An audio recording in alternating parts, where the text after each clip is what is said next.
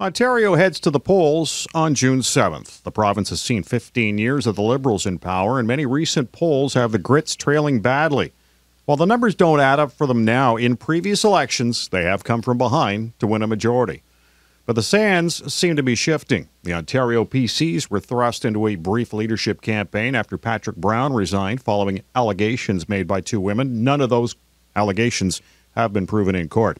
Welcome to the Unpublished.Cafe for Unpublished Ottawa. I'm Ed Hand. In order to give you some knowledge about each party's platform, we'll be interviewing each of the party leaders to give you some more perspective on what each is offering you for your vote.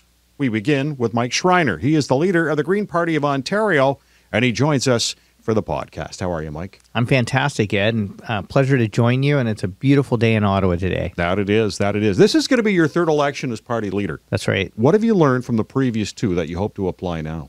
Well, I think what the Green Party really has done is we've built up a base and a foundation to elect our first Green MPPs in Ontario. And what people tell me, and I'm on a 2,500-kilometer, 20 cities and 9-day tour right now called the Green Vision Tour. And what people in communities across Ontario are telling me is they are tired of the Liberals.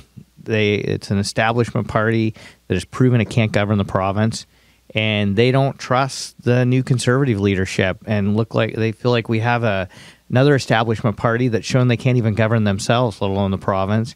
And the NDP seems to be missing in action, and so people are looking for something different. And the only way we're going to change the status quo at Queen's Park is to elect a new party with a new vision and a new way of doing politics, and Greens across the country are delivering on that. All right, as a new way of doing politics, how do you do politics differently? Well, let me give you one concrete example, and that's with the whole controversy around the minimum wage. You know, you have the Premier right now pitting workers against family business owners, and you have the new Conservative leader saying that, you know, workers don't deserve above poverty level wages. And I don't think you should use people's lives and livelihoods as a political wedge issue.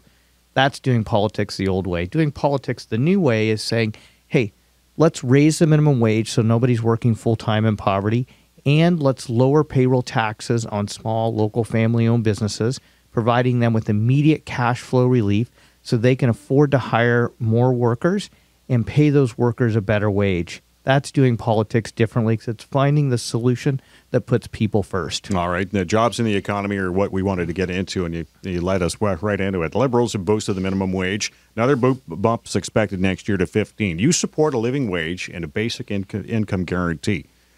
Now, you're still in favor of the increase for next year?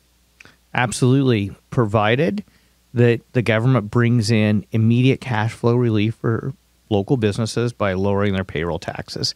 And that way, you know, providing workers with a higher income and supporting local businesses to create more jobs is going to benefit everyone because it's going to pump more money into our local economy. Studies show that lower income workers have a bit more money in their pocket. They're going to spend it in the local economy, supporting local job creation, local businesses. Local businesses are more likely to hire local accountants and local advertising firms, support other local businesses, and that increases the benefits in the local economy for everyone, which then produces more tax revenue for municipalities to invest in livable cities and start covering off the municipal infrastructure debt. But you take the payroll taxes out of the equation. How do you replace that? Yeah, so we're calling for a 1% increase on the biggest corporations in Ontario, and that would be enough to cover off the support for local businesses. And so, you know, we believe in tax fairness for local businesses. Studies have also shown that, you know, as the Liberals have brought down corporate tax rates on the biggest Bay Street corporations, they haven't been reinvesting that money into the economy, creating additional jobs. We think supporting fair taxes for local businesses, small businesses, family-run businesses, that will inject money into the local economy and facilitate job creation. Now, you've been out banging on doors. I'm wondering, when you're going to these small businesses, are they complaining to you about the increase in minimum wage? Absolutely, but I've yet to walk into a small business who hasn't signed my petition calling on the government to lower their payroll taxes by increasing the employer health tax exemption. So they all support it. And you know, I'm, as a small business owner myself, longtime small business owner myself, every small business I know wants to pay their workers a living wage because they recognize less turnover, more stability. Mm-hmm. Those workers can you know, purchase and contribute more and participate in the local economy. but they need a fair deal from government. And right now in Ontario, we have two parties of big business and one party of no business. We need a party that's going to stand up for local businesses. That's the Green Party of Ontario. All right. Now, we'll continue with the economy. And on the platform, you talk about investment in clean tech jobs as they pay better. You've got more growth. What are the burgeoning clean tech industries in Ontario that this province could become a leader? Well, I think we should definitely be a global leader in the 21st century economy. And I'm arguing we need to leap into the 21st century now. I believe in the Wayne Gretzky approach to economics. You always skate where the puck is going, not where it's been or where it is right now. That's exactly what the Green Party is calling for. I look at provinces in Germany as an example. The most conservative province in Germany, the heart of the auto sector in Germany, is now led by a green premier because green policies have helped that province transition into the clean economy, maintain a very strong manufacturing base, and generate good middle-class green jobs. Very similar to Ontario's situation, but in Ontario, we haven't been supporting the manufacturing base, and we've lost 300,000 jobs. And bringing them back isn't going to happen with back-of-the-napkin policy proposals like the Conservative leader is proposing, or benefiting existing corporations like the Liberals do. We need to invest in innovation and entrepreneurship. I'll give you a really concrete example of that. I was just in Sarnia recently in the heart of Chemical Valley. Yeah, no kidding. And at the Western Research Institute, where entrepreneurs are developing products. Instead of using fossil fuels to do it, they're using bioproducts to do it. And the added benefit of that is they're sourcing those bioproducts from local farmers and from the forestry industry. So you get a double whammy. You get an opportunity for Ontario to develop 21st century clean economy manufacturing jobs, and they're sourcing the raw materials from local farmers and people in the forestry industry, so we don't have to import fossil fuels from, other provinces or other countries. Win-win-win for Ontario. That's how we're going to create the jobs of the 21st century. That's how we're going to create a green middle class right now. Do you know, Ed, right now in Canada, 274,000 people work in the clean energy sector. Their average salary is $92,000 a year. Those are good middle-class jobs that Greens want to create. Mike Schreiner is joining us on the Unpublished.Cafe for Unpublished Ottawa, our podcast, as we talk to each leader, provincial leader, ahead of the upcoming provincial election. Now, when we talked about Ontario wanted to be a bit of a green leader, we saw this with the Liberals, right? With their green energy, we're going to be the. I hope we can talk about that. Yeah, well, we can talk about that. That was the I guess the intent. It didn't obviously arrive That's there. right. How do you see it? Obviously, your intent and your follow through to get it to that point. Yeah, typical Liberals, quite frankly, they take good ideas from parties like the Green Party and then totally screw them up by the way they implement them. And, the problem is they always put their corporate insider friends before people. And the way they rolled out the Green Energy Act is exactly like that. They put corporate power before community power. If you look at how green energy has been rolled out in countries around the world, I look at Denmark and Germany in particular. Denmark requires 20% local ownership on renewable energy projects. Half of renewable energy projects in Germany are owned by local German citizens. We could have done it that way in Ontario, creating local jobs, local business owners, supporting local entrepreneurs, having the economic benefits flow to local communities. Instead, the Liberals signed all the Wynne contracts with big multinational corporations who, by the way, donated to the Liberal Party. Cap and trade, carbon pricing. Which is more effective from your perspective at reducing greenhouse gases? Well, you know what? The Liberal cap and trade program is just, unfortunately, another example taking a great idea around pricing carbon pollution and doing it in a way that benefits their corporate friends. So the 150 largest polluters in Ontario get a free ride. They're free to pollute, don't have to pay the cap and trade price. The Green Party has a completely different approach. It's a more market-based approach. It's a small government approach. It's about putting a price on carbon pollution and ramping that price up quickly so the market can work properly, and then returning it to every citizen as a dividend check. So you have more money in your pocket. So we help mitigate the challenges of transitioning to the low-carbon economy, particularly for modest and middle-income people. And then they can use that dividend check to figure out ways to lower their carbon footprint in ways that work best for them. So maybe it's retrofitting your home so you can save energy by saving money, or Maybe it's buying a bike. Maybe it's buying an electric vehicle. Maybe it's getting a transit pass. Maybe it's investing in a new business that takes advantage of the transition to the low carbon economy. But it provides you with the opportunity to decide the best way for you to be successful in the transition to a low carbon economy. Obviously this is a controversial issue. We've heard, obviously the Liberals side, the Conservative side, the NDP, and their view as well. And, when you talk about putting a price on carbon with the revenue going back to the taxpayers, does that counter all the complaints about it being a job killer? Absolutely counters all those complaints. You know what? The bottom line, climate change right now is a tax on everyone. It's sort of nature's tax on everyone. And I don't know about you, but, I watch the evening news and I see the droughts and the floods and the ice storms and the severe weather events. And I just think of how it's destroying our economy, people's lives, communities. I talked to the Insurance Bureau of Canada just a few weeks ago. I met with the leaders, and they are completely stressed out. I mean, last year alone, insurable losses in Canada, $4.9 billion due to extreme weather events caused by climate change. It's only going to get worse. They don't even know, as the experts in actuarial models, they don't even know how to predict the future now because of what's happening with climate change. So to have somebody like the new Conservative leader just say, ignore it, we don't have to do anything about it, somehow we're going to magically solve this problem, or to do it how the Liberals and NDP want to do it, with a complex bureaucratic system that's subject to gaming in the same way that what's happened with the Liberals, 150 largest polluters being exempted from it. The Green Party's coming up with a plan that's efficient, effective, and protects people with modest and middle incomes to make it fair.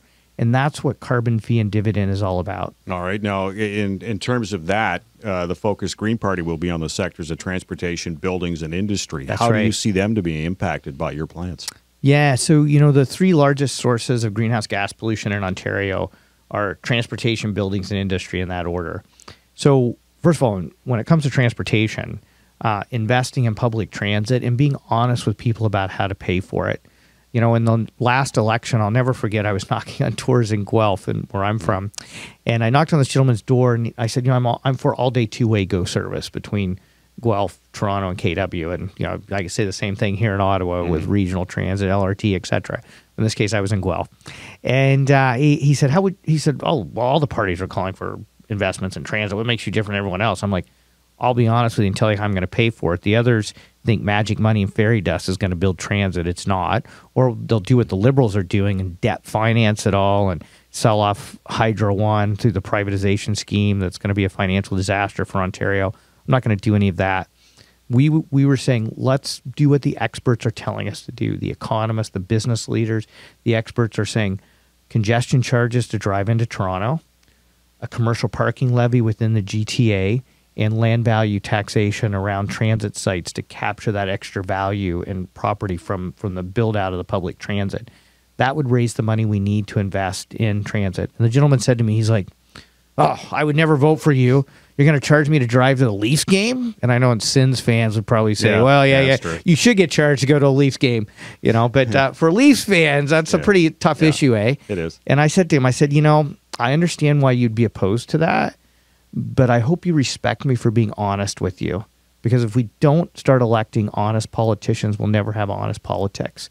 And the guy said to me, he's like, "You know what? I respect you, buddy, but you're not getting my vote. Have a nice day." It was a cul-de-sac. I knocked on all the doors, and I was getting ready to leave, and the gentleman was on his porch. He said, "Hey, green guy, come back here."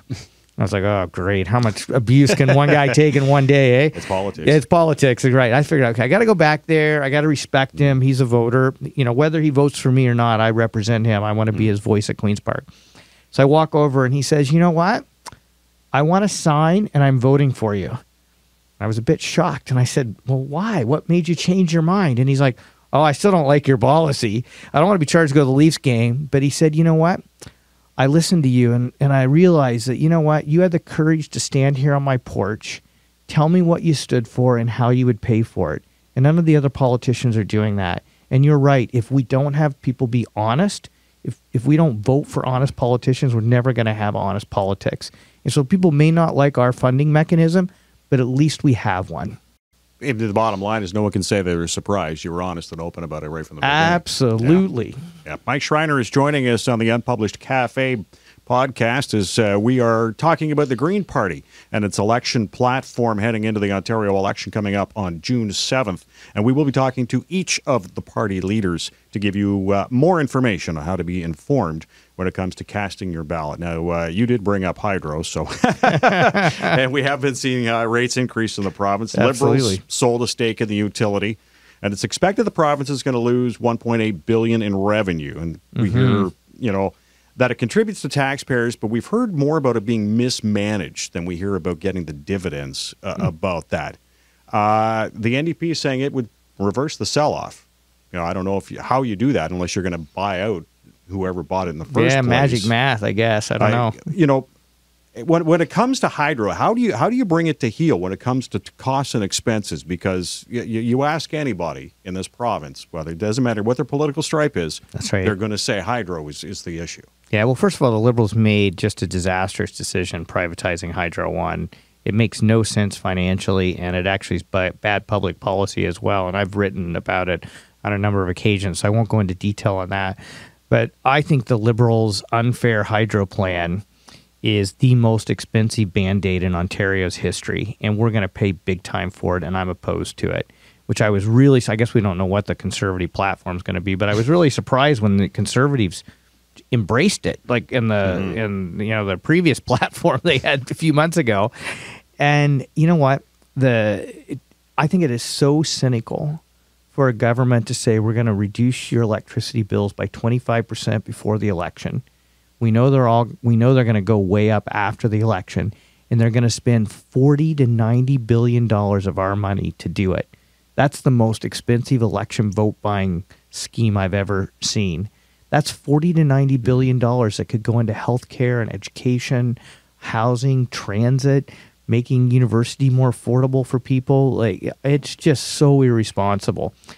And it doesn't get to the root of the problem, which is what I want to tackle right now. So first of all, the lowest cost solution is to help people save money by saving energy. So we need a green building program, which, by the way, was my number 2 list on the climate change targets, to help people retrofit their buildings, to help businesses invest in new energy efficient equipment, and help people save money by saving energy. That is the lowest cost solution.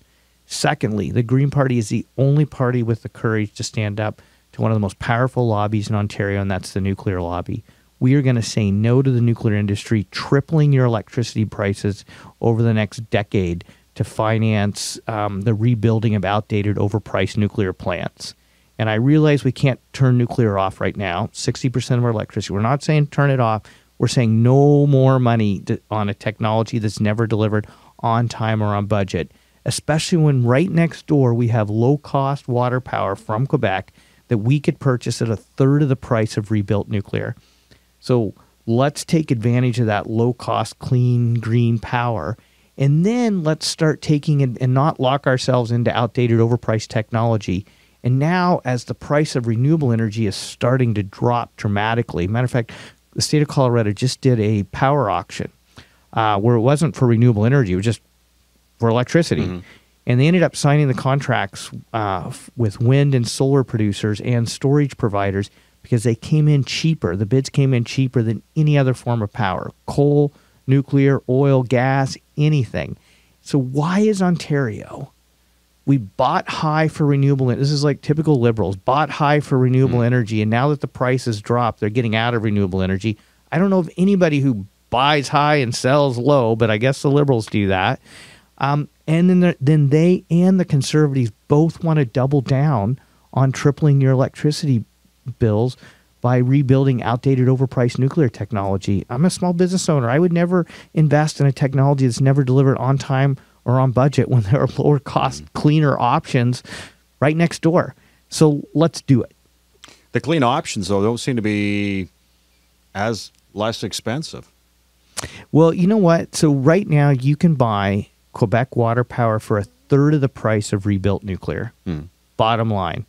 Yes, the Liberals, 8 years ago overpaid for wind and solar, but those prices have dropped dramatically. So when you go to buy a new car, you look at the price that you're going to pay with the new model, not the price you paid a few years ago. And so we have to make our decisions based on where the cost curves are going, not where they used to be. Otherwise, we're going to end up getting locked into overpriced, expensive assets that are going to significantly hurt Ontario's economy and our finances. Why not just get out of hydro altogether? Well, we need electricity. Well, we do, but if we can get it for a third of the cost from Quebec, why bother having it here? Well, we should buy it for a third of the cost from Quebec. And then in Ontario, we should take advantage of the fact that the fact that we have water power available in Quebec or in Ontario as well, and the fact that the price of wind, solar, and storage are dropping dramatically. So we can use that low-cost Quebec water power as a transition strategy into being able to purchase low-cost, made-in-Ontario solutions as well. That seems to be the issue, is the storage of electricity, isn't it? Absolutely. Yeah. So the storage opportunities are increasing dramatically. I was just meeting with the Ontario water power producers, and they estimate there's about 3,000 megawatts of storage potential just using water power alone in Ontario that we haven't even tapped into. And, anybody who knows anything about Ontario's history knows that, the low-cost electricity that powered Ontario's economy in the 20th century and generated the prosperity we've enjoyed is that low-cost water power from Niagara Falls. And so why don't we take advantage of the storage potential we have with water power moving forward? All right. Mike Schreiner is the head of the Green Party of Ontario, joining us on the Unpublished.Cafe podcast. And we'll move on to healthcare, consistently one of the biggest issues facing the province. And you think smart investments will help improve the system. What investments do you refer to? Yeah, if we're going to provide people with better care at affordable prices, we need to start shifting our healthcare system towards preventing illness and promoting health instead of just treating illness. So the Liberals, Conservatives, and NDP, they just want to keep doubling down on the old way of doing things, which is treat illness, treat illness, treat illness, instead of actually investing in primary care,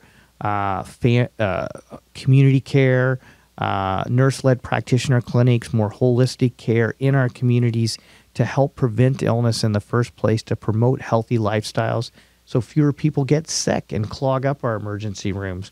We also need to recognize we have an aging population, and we want to care for seniors in their homes, in co-housing communities, in assisted living, in long-term care facilities, in affordable housing units, because that provides better care for seniors at a lower cost. And right now, the Liberals are just warehousing a lot of seniors in hospital. That isn't where they want to be, but because they can't get the care they need in the community because we haven't invested in that kind of care, they're stuck in hospital. It's a very high cost, and it's a lower quality of care for people. To me, that's going to be the biggest question for healthcare in the next 15, 20 years. Yeah, part of this is when I say taking on the status quo, and that is what the Green Party is doing. We are taking on the status quo, the vested interests that benefit and profit from the status quo. We're willing to take that on so we can transition. And taking on the healthcare status quo, I know is a tough job. It is a tough job. But you know what? I just recently toured a nurse practitioner-led clinic in Cambridge, right near Guelph. What they're doing there is amazing. And they're providing high-quality health care at very affordable prices. And they're doing it in a way where, if you come in, you're not just there for one thing, and then you have to leave and then come back 2 weeks for something else. And then maybe they send you off to another specialist you got to wait 3 months for. Because they have a wide range of healthcare providers in the clinic, they're able to take care of 2, 3, 4, 5 things while you're there. Because, that's how the human body works. So why isn't our healthcare system focused on the way the human body works and providing a full range of care for people? And, the Liberals said they were going to roll out a whole bunch of these nurse-led clinics around the province. They haven't done it. Even though it is high-quality, low-cost care, I never hear about the NDP and Conservatives talking about it. The battle always seems to be about hospitals, hospitals, hospitals. Yes, we need good hospitals. Yes, we need to invest in hospitals. But that problem is going to just get worse and worse and worse if we don't start investing in community care and primary care and helping people stay healthy. All right. Education. Ontarians have been hearing about how weak their kids are in math, and the Greens are the only party talking about going to 2 school boards, 1 English and 1 French. How would the Green Party proceed with something like that? Yeah, so we believe that education dollars should be prioritized in your kids' classrooms, supporting high-quality education for your kids, investing in their teachers, investing in the educational support workers they need, making sure there's high-quality mental health services, special education classes, a full range of programming for your kids to have a high quality of education. The current system prioritizes duplication of administration, buildings, busing. Way too much money is being wasted on those duplication of services instead of being invested in the classroom. So why not unify our school boards, bring them into French and English public school boards, and get rid of all that duplication and invest in your kids' classrooms to improve the quality of education?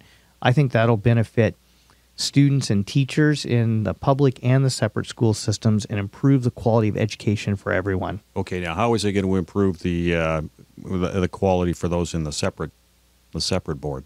Because more resources will be available in students' classrooms and to support teachers. You know, one of the things I've met with teachers both in the public and separate school system, and they say, you know, one of the things that's happening that a lot of parents don't realize is just increasing levels of violence in schools, bullying, and some of that's even being directed at teachers to the point now where more and more classrooms are being locked down, more and more students aren't getting the services they need, and those teachers are saying, we have to start, whether you're in the separate or public school board, saying, we have to start providing more resources. We have to start providing supports for those students, particularly those with mental health needs. And the only way we're going to be able to do that is to stop spending money on duplicate administration and actually invest that money in your kids' classrooms. I think a lot of people think that when you go up this road, you were talking about duplicate administration.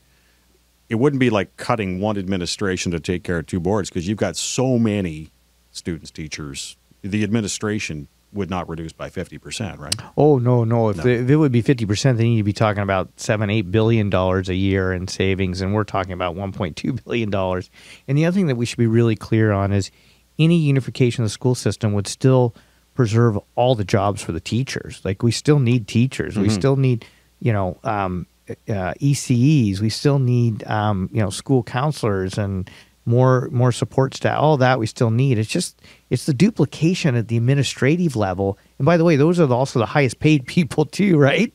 So why don't we end that duplication and prioritize quality education for our kids?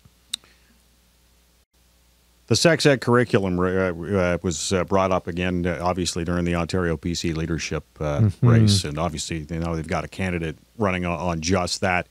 In terms of the Green Party, as I recall, you did not have a problem with the curriculum before. Do you have a problem with it now? No, we don't. I think it's so important for our children to have up-to-date, current, modernized education that's relevant to the world we live in today, not the world we lived in 20 years ago. And I guess if there's one party in this province that wants to take us back 20 years, I'm going to fight against that. Greens are going to fight against that. I want our children to have the information and education they need to be safe. I was listening to an Ottawa call-in radio show, actually, where a parent phoned in and said, initially I was opposed to the new sex ed curriculum until my daughter learned about sexual misconduct in school and actually reported abuse that was happening towards her. And that wouldn't have happened without the new curriculum.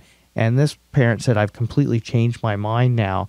And so, let's provide that kind of education and support for our children, because, again, I think our children's education should come first. Well, Mike, I wish you all the best on the campaign trail, and thank you for joining us. My pleasure, Ed. And if I could just put in one last point here, is that people are so tired of the status quo at Queen's Park.